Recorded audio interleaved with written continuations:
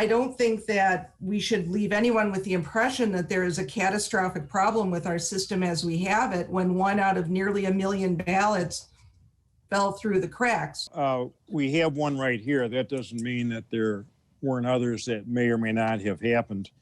And yes, it does, Bob.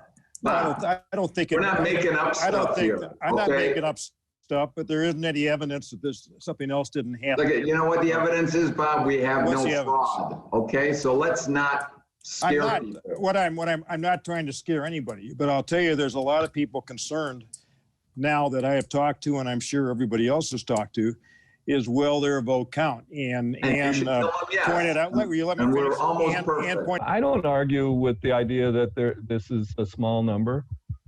I disagree with Commissioner Thomsen that this is the entire number. I think this is the number that has been turned over for prosecution for a felony. I mean, a lot of times clerks will, just like all law enforcement, I mean, not every crime gets turned in for prosecution. This is just the way it goes.